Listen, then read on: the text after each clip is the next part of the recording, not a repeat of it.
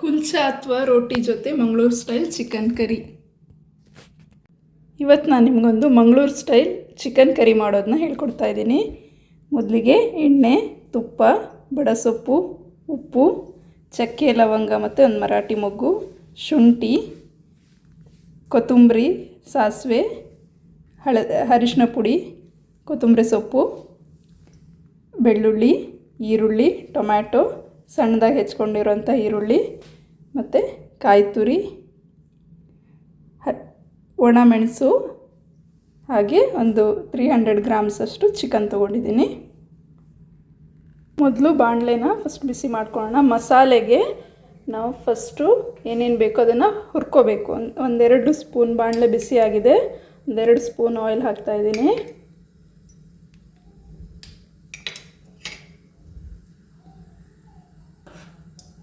ಹಾಗೆ ಫಸ್ಟು ಚಕ್ಕೆ, ಲವಂಗ ಮತ್ತು ಮರಾಠಿ ಮೊಗ್ಗು ಇಷ್ಟನ್ನು ಹಾಕ್ಬಿಟ್ಟು ಸಣ್ಣ ಉರಿಬೇಕು. ನೋಡಿ, ಎಣ್ಣೆ ಕಾಯ್ದಿರೋಕ್ಕೆ ನಾನು ಚಕ್ಕೆ ಲವಂಗನ ಫಸ್ಟ್ ಹಾಕ್ಕೊಂಡು ಸಪ್ರೇಟಾಗಿ ತೆಗೆದಿಟ್ಕೊಂಡಿದ್ದೀನಿ. ಆಮೇಲೆ ಅದಕ್ಕೆ ಒಂದು ದೊಡ್ಡ ಈರುಳ್ಳಿನ ಸ್ಲೈಸಾಗಿ ಕಟ್ ಮಾಡಿ ಇಟ್ಕೊಂಡಿದ್ದೀನಿ, ಅದನ್ನು ಹಾಕ್ತಾಯಿದ್ದೀನಿ.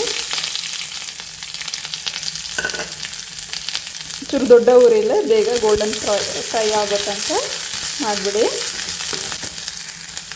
ಆನಿಯನ್ ಫ್ರೈ ಮಾಡಿ ಮಸಾಲೆಗೆ ಹಾಕೋದ್ರಿಂದ ಅದು ಒಳ್ಳೆ ಟೇಸ್ಟ್ ಕೊಡುತ್ತೆ. ನೋಡಿ, ಒಂದು ದೊಡ್ಡ ಈರುಳ್ಳಿನೇ ತೊಗೊಂಡಿದ್ದೀನಿ. ಮತ್ತು ಕಾಯಿ ತುರಿನೂ, ಆನಿಯನ್ ಜಾಸ್ತಿ ಹಾಕಿದಾಗ ಕಾಯಿ ತುರಿನೂ ಜಾಸ್ತಿ ಬೇಕು ಅಂತಿಲ್ಲ.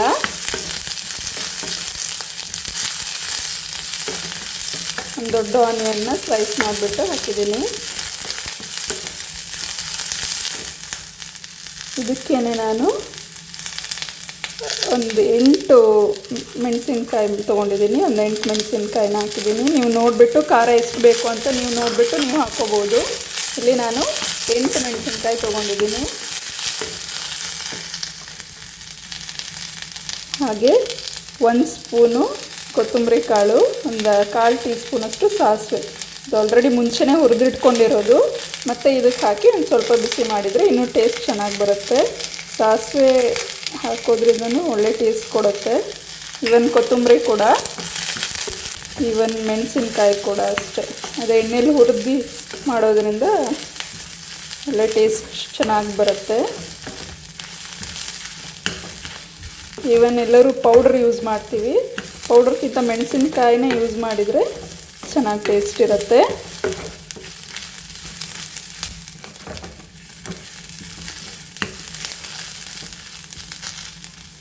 ಆಮೇಲೆ ಇದಕ್ಕೆ ಬಡಸೊಪ್ಪು, ಒಂದು ಅರ್ಧ ಟೀ ಸ್ಪೂನಷ್ಟು ಬಡಸೊಪ್ಪು. ಇದು ಸ್ಪೆಷಲ್ ಇಂಗ್ರೀಡಿಯೆಂಟ್, ಇದನ್ನು ಹಾಕಿದ್ರೇ ಒಳ್ಳೆ ಟೇಸ್ಟ್ ಬರೋದು. ಇದನ್ನು ಹಾಕಿಬಿಟ್ಟು ಒಂಚೂರು ಹಾಗೆ ಎಣ್ಣೆಯಲ್ಲಿ ಚೆನ್ನಾಗಿ ಫ್ರೈ ಮಾಡ್ತೀನಿ. ಹಾಗೆ ನಾನು ಚಕ್ಕೆ ಲವಂಗನೂ ಫಸ್ಟಿಗೆ ಎಣ್ಣೆಲ್ಲ ಹಾಕಿ ತೆಗೆದಿಟ್ಕೊಂಡಿದ್ದೆ, ಅದನ್ನು ಇದಕ್ಕೆ ಹಾಕಿ ಒಂದು ಸತಿ ಹಿಂಗೆ ಕೈ ಆಡಿಸ್ಬಿಡೋಣ.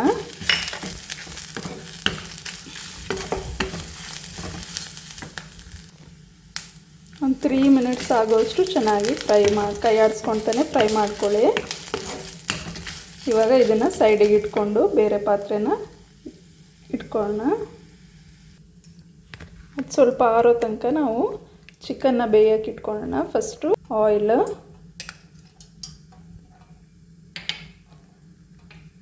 ಹಾಗೆ ತುಪ್ಪ. ನೋಡಿ, ಇದು ಹೋಮ್ ಮೇಡ್ ತುಪ್ಪ. ತುಪ್ಪ ಹೆಲ್ತ್ಗೂ ಒಳ್ಳೆಯದ್ರಿಂದ ತುಪ್ಪ ಹೆಲ್ತ್ಗೆ ಒಳ್ಳೆಯದು. ಸೊ ತುಪ್ಪನೂ ಯೂಸ್ ಮಾಡ್ತಾಯಿದ್ದೀನಿ. ಕೆಲವರು ತುಪ್ಪನೂ ತಿನ್ನೋದು ಕಡಿಮೆ, ಬಟ್ ತುಪ್ಪ ಒಂದು ಸ್ವಲ್ಪ ಅಡುಗೆಯಲ್ಲಿ ಯೂಸ್ ಮಾಡಿದರೆ ತುಂಬಾ ಒಳ್ಳೆಯದು ಹೆಲ್ತ್ಗೂ. ಸೊ ಇಲ್ಲಿ ನಾನು ಎಣ್ಣೆ ಜೊತೆ ಸ್ವಲ್ಪ ತುಪ್ಪನೂ ಹಾಕಿ ಒಂಚೂರು ಕಾದ್ಮೇಲೆ ಬೆಳ್ಳುಳ್ಳಿ ಇದು ಜಜ್ಜಿ ಇಟ್ಕೊಂಡಿದ್ದೀನಿ. ಒಂದು ಇಡೀ ಬೆಳ್ಳುಳ್ಳಿನ ಒಂದು 10ರಿಂದ 12 ಬೆಳ್ಳುಳ್ಳಿ ಅಷ್ಟನ್ನು ಜಜ್ಜಿ ಇಟ್ಕೊಂಡಿದ್ದೀನಿ. ಜಜ್ಜಿ ಹಾಕೋದ್ರಿಂದನೇ ಒಳ್ಳೆ ಟೇಸ್ಟ್ ಬರುತ್ತೆ. ಹಾಗೆ ಇಲ್ಲಿ ಶುಂಠಿನೂ ಅಷ್ಟೇ, ಒಂದು 1/4 ಇಂಚಷ್ಟು ಶುಂಠಿ, ಇದನ್ನು ಜಜ್ಜಿ ಇಟ್ಕೊಂಡಿದ್ದೀನಿ. ಇವೆರಡನ್ನೂ ಸ್ವಲ್ಪ ಚೆನ್ನಾಗಿ ಎಣ್ಣೆಯಲ್ಲಿ ಫ್ರೈ ಆಗಲಿ. ಎಣ್ಣೆಯಲ್ಲಿ ಹುರಿದಾಗ ಸ್ಮೆಲ್ ಬರೋದು ತುಂಬ ಚೆನ್ನಾಗಿರುತ್ತೆ. ನೋಡಿ ಒಂಚೂರು ಲೈಟಾಗಿ ಬ್ರೌನಿಷ್ ಕಲರ್ ಬರೋ ತನಕ ಚೆನ್ನಾಗಿ ಬೇಯಿಸ್ಕೊಳ್ಳಿ, ಫ್ರೈ ಮಾಡ್ಕೊಳ್ಳಿ ಚೆನ್ನಾಗಿ ಈ ಥರ ಎಣ್ಣೆಲೆ.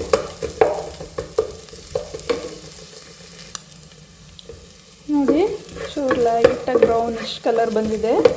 ಈಗ ನಾನು ಇಲ್ಲಿ ಒಂದು ಆನಿಯನ್ನ ಸಣ್ಣದಾಗಿ ಚಾಪ್ ಮಾಡಿ ಇಟ್ಕೊಂಡಿದ್ದೀನಿ. ಒಂದು ಆನಿಯನ್ನ ಸಣ್ಣದಾಗಿ ಚಾಪ್ ಮಾಡಿ ಇಟ್ಕೊಂಡಿರೋದು ಅದನ್ನು ಹಾಕ್ಬಿಟ್ಟು ಅದನ್ನು ಚೆನ್ನಾಗಿ ಫ್ರೈ ಮಾಡಿ. ಹಾಗೆ ಒಂದು ಟೊಮ್ಯಾಟೊ, ಒಂದು ದೊಡ್ಡ ಟೊಮ್ಯಾಟೊ, ಇದನ್ನು ಅಷ್ಟೇ ಅದು ಒಂಚೂರು ಚೆನ್ನಾಗಿ ಫ್ರೈ ಆಗಲಿ. ಒಂದು 3 ಮಿನಿಟ್ಸ್ ಚೆನ್ನಾಗಿ ಫ್ರೈ ಆಗ ಸ್ವಲ್ಪ ಅರಿಶಿನ ಪುಡಿ ಹಾಕಿದರೆ ಅದು ಒಂಚೂರು ಬೇಗ ಬೇಯುತ್ತೆ. ಟೊಮ್ಯಾಟೊ ಚಿಟಿಕೆಯಷ್ಟು ಅರಿಶಿನ ಪುಡಿನೂ ಹಾಕಿ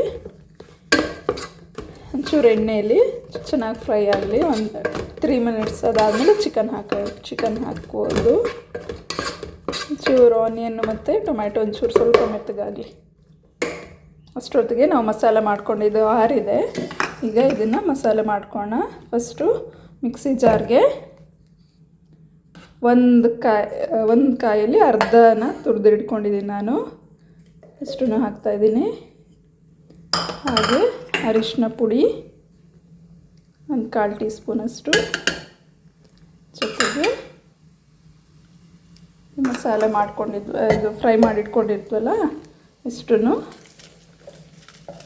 ಹಾಕ್ಬಿಡಿ.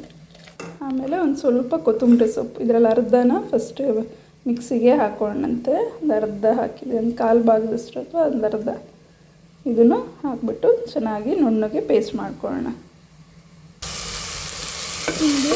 ಇದು ಚೆನ್ನಾಗಿ ಬೆಂದಿದೆ, ಲೈಟಾಗಿ ಬ್ರೌನ್ ಬೆಂದಿದೆ, ಟೊಮ್ಯಾಟೊನು ಸ್ಮೂತ್ ಆಗಿದೆ. ಇದಕ್ಕೆ ನಾವು ಈಗ ನಾನು ಇಲ್ಲಿ ಒಂದು 3 ಜನಕ್ಕಾಗೋಷ್ಟು ಮಾಡಿದ್ದೀನಿ. ಅಂದರೆ 300 ಗ್ರಾಮ್ಸ್ ತೊಗೊಂಡಿದ್ದೀನಿ. ಚಿಕನ್ ತೊಳೆದಿಟ್ಟಿಟ್ಕೊಂಡಿದ್ದೀನಿ, ಇದನ್ನು ಹಾಕ್ತೀನಿ ಇದಕ್ಕೆ. ಮಂಗಳೂರಲ್ಲಿ ಜಾಸ್ತಿ ಕೊಂಕಣಿ ಪೀಪಲ್ಸ್ ಈ ಥರ ರೆಸಿಪಿನ ತುಂಬ ಮಾಡ್ತಾರೆ. ಕಾಯಿ ಹಾಕಿ ಮಾಡೋ ರೆಸಿಪಿ ಅಡುಗೆ ಚೆನ್ನಾಗಿ, ಅದೇ ಒಂಥರ ಡಿಫ್ರೆಂಟ್ ಟೇಸ್ಟ್ ಚೆನ್ನಾಗೇ ಇರುತ್ತೆ. ನೋಡಿ ಒಂದು ಸ್ವಲ್ಪ ನೀರು ಮತ್ತು ಉಪ್ಪು ಹಾಕಿ ಒಂದು 5 ಮಿನಿಟ್ಸ್, ಚಿಕನ್ ಅಲ್ವಾ ಬೇಗ ಬೇಯುತ್ತೆ, ಒಂದು 5 ಮಿನಿಟ್ಸು ಚೂರು ನೀರು, ಒಂದು 1/4 ಕಪ್ಪಷ್ಟು ನೀರು ಹಾಕಿಬಿಟ್ಟು, ಅದು ಆ್ಯಕ್ಚುಲಿ ಚಿಕನ್ ನೀರು ಬಿಟ್ಕೊಳುತ್ತೆ. ಸೊ 1/4 ಕಪ್ ಆದಷ್ಟು ನೀರು ಹಾಕಿಬಿಟ್ಟು ಉಪ್ಪು, ನಾನು ಇಲ್ಲಿ ರಾಕ್ ಸಾಲ್ಟ್, ಪಿಂಕ್ ಸಾಲ್ಟ್ ಬರುತ್ತಲ್ಲ ಅದನ್ನು ಯೂಸ್ ಮಾಡ್ತಾಯಿದ್ದೀನಿ. ಇಷ್ಟು 1 ಸ್ಪೂನ್ಗಿಂತ 1.5 ಸ್ಪೂನ್ ಇದೆ. ಇಷ್ಟನ್ನು ಸಾಲ್ಟನ್ನ ಹಾಕಿಬಿಟ್ಟು ಲಿಡ್ ಕ್ಲೋಸ್ ಮಾಡಿಬಿಟ್ಟು ಬಿಡಿ. ಒಂದು 5 ಮಿನಿಟ್ಸು ಬೇಯ್ಬಿಟ್ಟು ಆಮೇಲೆ ಚೆಕ್ ಮಾಡ್ಕೊಳ್ಳಿ ಬೆಂದಿದೆಯಿಲ್ಲ ಅಂತ. ಒಂದು 5 ಮಿನಿಟ್ಸು ಚೆನ್ನಾಗಿ ಬೇಯಲಿ ಅದು. ಇಲ್ಲಿ ನಾನು ಲೆಗ್ ಪೀಸ್ನ 2 ಕಟ್ ಮಾಡಿ ಇಟ್ಕೊಂಡಿದ್ದೀನಿ. ಲೆಗ್ ಪೀಸ್ನ ಯೂಸ್ ಮಾಡಿ ಮಾಡ್ತಾಯಿದ್ದೀನಿ. ಈಗ ಒಂಚೂರು ಲಿಡ್ ಕ್ಲೋಸ್ ಮಾಡಿಬಿಟ್ಟು ಒಂದು 5 ಮಿನಿಟ್ಸ್ ಚೆನ್ನಾಗಿ ಬೇಯಿಸ್ಕೊಳ್ಳಿ. ನೋಡಿ 5 ಮಿನಿಟ್ಸ್ ಆಗಿದೆ. ಆಮೇಲೆ ಇನ್ನೊಂದು ಚೂರು ತಿರುಗಿಸ್ಬಿಟ್ಟು ಚೆನ್ನಾಗಿ ಮಿಕ್ಸ್ ಮಾಡಿಬಿಟ್ಟು ಇನ್ನೊಂದು 2 ಮಿನಿಟ್ಸ್ 2 to 3 ಮಿನಿಟ್ಸ್ ಇನ್ನೊಂದು ಸತಿ ಚೆನ್ನಾಗಿ ಮಿಕ್ಸ್ ಮಾಡಿಬಿಟ್ಟು ಇನ್ನೊಂಚೂರು ಲಿಡ್ ಕ್ಲೋಸ್ ಮಾಡಿಬಿಟ್ಟು ಇನ್ನೊಂದು 2 to 3 ಮಿನಿಟ್ಸ್ ಅಷ್ಟು ಮತ್ತೆ ಬೇಯಿಸ್ತಾ ಇದ್ದೀನಿ. ಆ್ಯಕ್ಚುಲಿ ಇದು ಅಕ್ಕಿ ರೊಟ್ಟಿಗೆ ತುಂಬ ಚೆನ್ನಾಗಾಗತ್ತೆ ಈ ಚಿಕನ್ ಕರಿ. ನೋಡಿ ಈಗ ಇನ್ನೊಂದು 3 ಮಿನಿಟ್ಸ್ ಅಷ್ಟು ಬೇಯಿಸಿದ್ದೀನಿ. ಈಗ ಆಲ್ರೆಡಿ ಇದೆಲ್ಲ ಬೆಂದಿದೆ, ಚಿಕನ್ ಬೆಂದಿದೆ. ನಾನು ಈಗ ಮಸಾಲೆನ ಹಾಕ್ತಾಯಿದ್ದೀನಿ. ನೋಡಿ ಮಸಾಲೆ ಚೆನ್ನಾಗಿ ರುಬ್ಕೊಂಡಿದ್ದೀನಿ. ರೊಟ್ಟಿ ಜೊತೆಗೆ ಇದು ತುಂಬಾ, ಇವನ್ ಚಪಾತಿಗೆ ಈ ಕರಿ ತುಂಬ ಚೆನ್ನಾಗತ್ತೆ. ಬಟ್ ಅಕ್ಕಿ ರೊಟ್ಟಿಗೆ ಇನ್ನೂ ತುಂಬಾ ಚೆನ್ನಾಗಾಗುತ್ತೆ. ಇವನ್ ಜೋಳದ ರೊಟ್ಟಿ, ಒಟ್ಟು ರೊಟ್ಟಿಗೆ ಈ ಚಿಕನ್ ಕರಿ ತುಂಬಾ ಟೇಸ್ಟ್ ಕೊಡುತ್ತೆ. ನೋಡಿ ಅನ್ಸುತ್ತೆ ನೀರು ಹಾಕಿಬಿಟ್ಟು ಎಷ್ಟು ನೀರು ಬೇಕು ಅಂತ ಕನ್ಸಿಸ್ಟೆನ್ಸಿನ ನೋಡ್ಕೊಂಡು, ಸ್ವಲ್ಪ ತಿಕ್ಕಾಗಿದ್ರೇ ಚೆನ್ನಾಗಾಗತ್ತೆ. ನೋಡಿ ಚೆನ್ನಾಗಿ ಕುದೀತಿದೆ. ಒಂದು 2 ಮಿನಿಟ್ಸ್ ಚೆನ್ನಾಗಿ ಕುದಿ ಬಂದ ತಕ್ಷಣ ಗ್ಯಾಸ್ ಆಫ್ ಮಾಡಿಬಿಟ್ಟು ಕೊತ್ತಂಬರಿ ಸೊಪ್ಪು ಹಾಕಿಬಿಟ್ಟು ಮುಚ್ಚಿಟ್ಬಿಟ್ರೆ ನಿಮಗೆ Mangaluru style chicken curry ready ಆಗುತ್ತೆ. ಈವನ್ ಬ್ರೆಡ್ ಜೊತೆಗೆ ದೋಸೆ, ಚಿಕನ್, ಚಪಾತಿ ಎಲ್ಲದಕ್ಕೂ ಚೆನ್ನಾಗಿ ಒಳ್ಳೆ ಕಾಂಬಿನೇಷನ್ ಅಂತಲೇ ಹೇಳ್ಬೋದು ಇದು. ನೋಡಿ ಮಂಗಳೂರು ಸ್ಟೈಲ್ ಚಿಕನ್ ಕರಿ ರೆಡಿಯಾಗಿದೆ. ಇದು ಒಂದು 2 ಮಿನಿಟ್ಸ್ ಚೆನ್ನಾಗಿ ಕುದ್ದಿದೆ. ನಾನು ಇದಕ್ಕೆ ಕೊತ್ತಂಬರಿ ಸೊಪ್ಪು ಹಾಕಿಬಿಡ್ತೀನಿ ಲಾಸ್ಟಿಗೆ. ನಾವು ಫಸ್ಟ್ ರುಬ್ಕೊಂಡಿರೋದಕ್ಕೂ ಹಾಕೋದ್ರಿಂದ ಅದು ಇನ್ನೊಂದು ಥರ ಒಳ್ಳೆ ಟೇಸ್ಟೇ ಕೊಡುತ್ತೆ.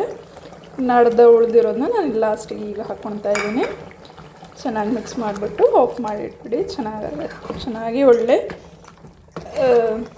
ಟೇಸ್ಟಿಯಾಗಿರುವಂತಹ ಚಿಕನ್ ಕರಿ ರೆಡಿಯಾಗಿದೆ.